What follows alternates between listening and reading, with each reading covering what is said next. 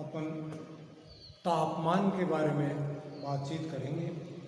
तापमान किसे कहते हैं, तापमान को कौन कौन से कारक ऐसे हैं जो प्रभावित करते हैं, और पृथ्वी पर कौन कौन से ताप कटिबंध पाए जाते हैं, कौन कौन सी ताप की मेखलाएँ पाई जाती हैं, उनके बारे में आज आपको सामान्य जानकारी बताएंगे। तो सबसे पहले तो अपन बताते हैं कि तापमान किसे कहते हैं। कि पृथ्वी के धरातल पर वायुमंडल में जितनी ऊष्मा की मात्रा पाई जाती है, उस ऊष्मा की मात्रा को ही तापमान कहा जाता है। मुख्य रूप से हवा के या हवा में ऊष्मा की मात्रा को तापमान कहा जाता है। यह तापमान अलग अलग क्षेत्रों में अलग अलग प्रकार से प्रभावित होता है। कौन से क्षेत्र में कौन सी चीज़ से तापमान प्रभावित होगा उसके बारे में आपको अलग अलग जानकारी देंगे, परंतु मेन चीज़ ये होगी कि वायुमंडल में पाई जाने वाली ऊष्मा की मात्रा को अपन तापमान कहते हैं। जितना भी वायुमंडल है, वायुमंडल में ऊष्मा की मात्रा पाई जाती है, और ऊष्मा की इस मात्रा को अगर नापें और ऊष्मा की इस गर्मी को करें तो अपन उसको तापमान कहते हैं। सामान्यतः तापमान को कई कारक प्रभावित करते हैं, जिसमें सबसे पहला तापमान को प्रभावित करने वाला कारक होता है अक्षांश। सूर्य की किरणें भूमध्य रेखीय प्रदेशों में साल भर सीधी गिरती है, और जो जो अपन भूमध्य रेखा से उत्तर में या भूमध्य रेखा से दक्षिण में जाएंगे तो सूर्य की किरणें सीधी होने की बजाय तिरछी गिरने लग जाती है।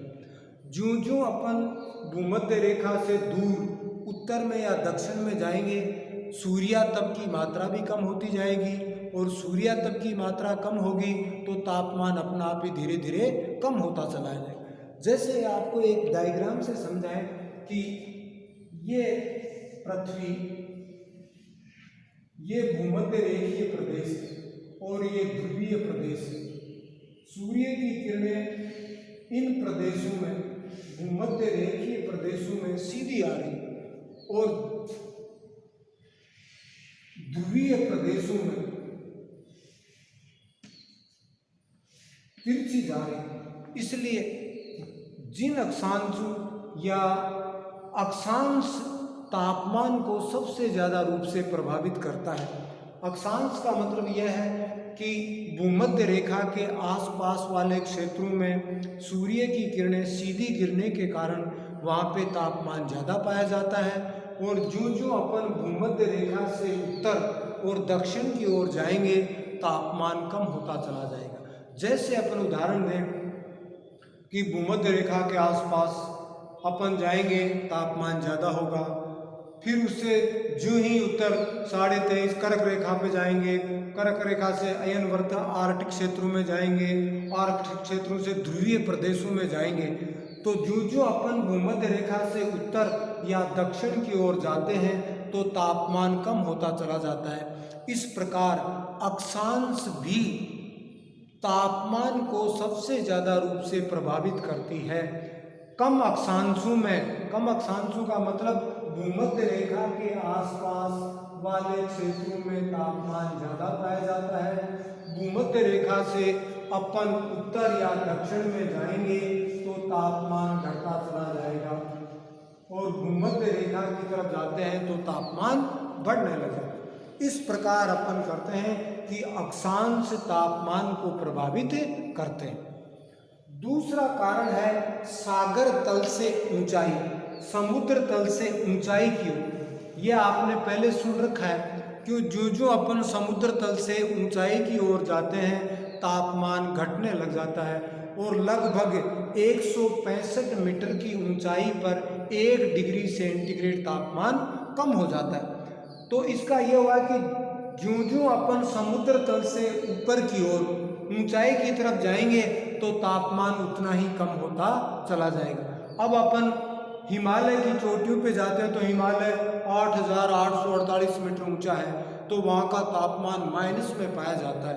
तो इस प्रकार समुद्र तल पर तापमान सबसे ज़्यादा पाया जाता है। जो जो समुद्र तल से अपन ऊंचाई की ओर जाते हैं तो ऊंचाई की ओर जाने पर तापमान घटने लग जाता है और घटने की दर 165 मीटर पर 1 डिग्री सेंटीग्रेड तापमान कम हो जाता है।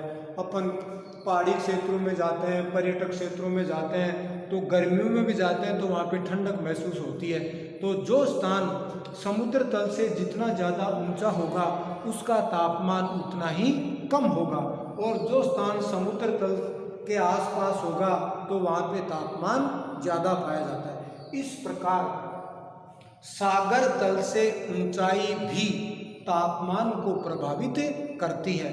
अगर समुद्र तल से ऊंचाई की तरफ जाएंगे तापमान घटने लग जाएगा, और जूं एक जैसे हिमालय की चोटियों पे गए तो साल भर बर्फ जमी रहती है। तो इसका मतलब ये हुआ कि ऊंचाई की तरफ जाने पर एक सीमा तक ऊंचाई की तरफ जाने से तापमान घटता है, और इस प्रकार समुद्र तल से ऊंचाई भी तापमान को प्रभावित करती है।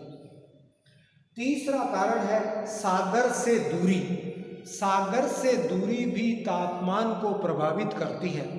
समुद्र तटों के आसपास तापमान सम पाया जाता है।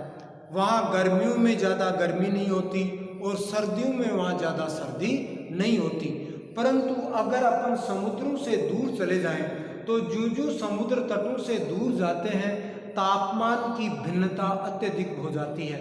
अगर अपन बम्बई जाएं तो बम्बई अगर जनवरी में जाएं अपन तो जनवरी का तापमान बम्बई का मान लो 25 डिग्री है, और अगर जून में जाओगे आप तो 27, 28 या 30 डिग्री है। तो दोनों के बीच में कितना अंतर हो गया? लगभग 5 डिग्री सेंटीग्रेड का अंतर पाया जाता है। जनवरी में गए आप बम्बई तो 25 डिग्री सेंटीग्रेड तापमान मिला, और आप जून में गए तो आपको 30 डिग्री सेंटीग्रेड तापमान मिला। तो तापांतर कितना पाया गया? 5 डिग्री का अंतर पाया गया। परंतु आप अगर दिल्ली जाओगे तो दिल्ली अपन जून में जाएंगे तो जून में गए तो मालूम पड़ा 48, 49, 50 डिग्री सेंटीग्रेड तक तापमान पहुंच गया। और अगर जनवरी में जाएंगे तो जनवरी में गए तो तापमान वहाँ पे 0 डिग्री मिला। तो इस आधार पर ये किसके कारण हुआ? समुद्र तटों से दूरी के कारण। ज्यों अपन समुद्र तटों से दूर जाते हैं, समुद्र तटों से दूर जाने पर तापांतर की भिन्नताएं पाई जाती हैं और वो तापमान को प्रभावित करती हैं। समुद्र तटों के आसपास सम जलवायु पाई जाती है, और समुद्र से दूर जाने पर विषम जलवायु। और सम जलवायु का मतलब जहाँ पे तापांतर बहुत कम अंतर पाया जाता है या तापांतर कम पाया जाता है उसको सम जलवायु कहते हैं, और जहाँ पे तापांतर बहुत ज़्यादा पाया जाता है उसको विषम जलवायु कहते हैं। और इस प्रकार सागर से दूरी भी तापमान को प्रभावित करती है। समुद्र तटों पर तापमान ज़्यादा नहीं होता, और समुद्र तटों पे से दूर जाने पर तापमान में भिन्नताएं पाई जाती हैं। गर्मी की ऋतु में और सर्दी की ऋतु में अगर समुद्र तटों से अपन दूर जाएं तो अत्यधिक भिन्नताएं हो जाती हैं। अभी आपको उदाहरण दिया है बम्बई और दिल्ली का। बम्बई का तापमान जनवरी का तापमान 25 डिग्री है और दिल्ली का तापमान 0 डिग्री है। इसी तरह से बम्बई का जून का तापमान 30 डिग्री है और दिल्ली का तापमान जून का 50 डिग्री है। तो वहाँ पे वेरिएशन 50 डिग्री का पाया जाता है, 0 से 50, और बम्बई में 25 से 30। इस प्रकार समुद्र तटों से दूरी भी तापमान को प्रभावित करती है।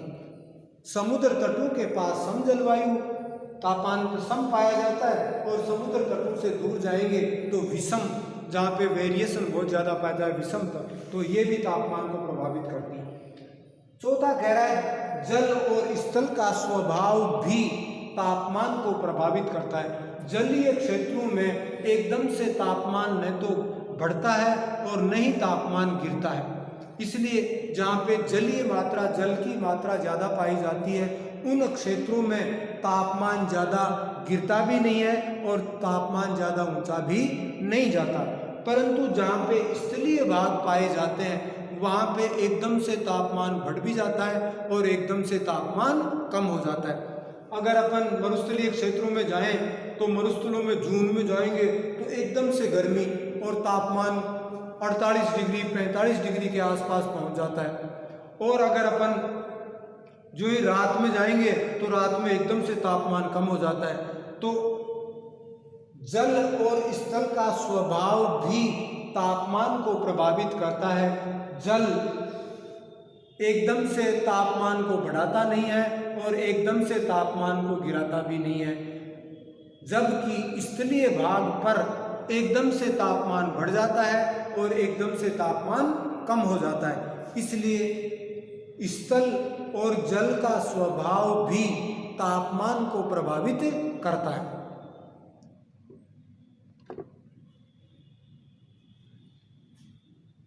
जहाँ जल की मात्रा ज़्यादा होगी, जलीय क्षेत्र ज़्यादा होंगे, वहाँ पे तापमान ज़्यादा नहीं मिलेगा, और जहाँ पे स्थलीय भाग होगा वहाँ पे या तो तापमान बहुत ज़्यादा होगा या बहुत ही कम पाया जाता है। इस प्रकार जल और स्थल का स्वभाव भी तापमान को प्रभावित करता है। इसी तरह से धरातल का गुण भी, अगर रेतीली मिट्टी है, काली मिट्टी है या बलुई मिट्टी है, वो भी तापमान को प्रभावित करती है। अगर काली मिट्टी है तो एकदम से तापमान को बढ़ाती नहीं है, परंतु अगर रेतीली मिट्टी है तो वो एकदम से तापमान को बढ़ा देती है, और जो ही सूर्यास्त हो जाता है एकदम से तापमान कम होने लग जाता है। तो धरातल का स्वभाव या धरातल का गुण भी तापमान को प्रभावित करता है। अगर धरातल पर वृक्ष की मात्रा ज़्यादा है या हरियाली ज़्यादा है तो भी वहाँ पे, अगर पूरा एकदम से प्लेन मरुस्थलीय प्रदेश है या धरातल पर वन क्षेत्र कम पाए जाते हैं तो भी तापमान को बहुत ही प्रभावित करते हैं। वन क्षेत्रों पर तापमान सामान्य पाया जाता है, और जहाँ पे वनों की कमी होती है और धरातल एकदम गर्म होता है तो वहाँ पे तापमान ज़्यादा पाया जाता है। इसलिए धरातल का स्वभाव या धरातल का गुण भी तापमान को प्रभावित करता है। फिर इसके अलावा प्रचलित पवनें, हवाएं भी तापमान को प्रभावित करती हैं। अगर जैसे अपन देखते हैं कि अगर पश्चिम से हवाएं चलें, मरुस्थलीय प्रदेशों से चलें, और जून में अगर पश्चिम से हवाएं चल रही हैं तो वो तापमान को बहुत बढ़ा देती हैं, और अगर जून में उत्तर से हवाएं चलें तो उत्तर से हवा चलेगी वो ठंडी होगी, और अगर पश्चिम से मरुस्थल से आएगी तो वो हवा गर्म होगी। इसलिए हवाएं भी तापमान को प्रभावित करती हैं। हवाएं किधर से आ रही हैं? उष्ण प्रदेशों से आ रही हैं तो तापमान को बढ़ा दे देती हैं, और अगर ठंडे प्रदेशों से आती हैं तो तापमान को कम कर देती हैं। जैसे अपन उदाहरण देके बताएं कि जून में मरुस्थलीय प्रदेशों से चलती हैं तो लू, जिसका तापमान 50 डिग्री तक पाया जाता है। इसी तरह से अगर अपन जून में अगर हिमालय पर्वत या उत्तर से हवाएं चलती हैं तो तापमान को अपने आप ही कम कर देती हैं। इस प्रकार किस क्षेत्र में किधर से हवाएं चलती हैं, अगर समुद्रों से हवाएं आ रही हैं तो भी तापमान को कम कर देती हैं, अगर उष्ण प्रदेशों से हवाएं आ रही हैं तो तापमान को बढ़ा देती हैं। इस प्रकार उस क्षेत्र में चलने वाली हवाएं भी तापमान को प्रभावित करती हैं। इसके आगे चले सागरीय जलधाराएं। महासागरों में जलधाराएं चलती हैं, और जलधाराएं आपने सुना होगा पहले 2 प्रकार की होती हैं। कुछ जलधाराएं ठंडी होती हैं और कुछ जलधाराएं गर्म होती हैं।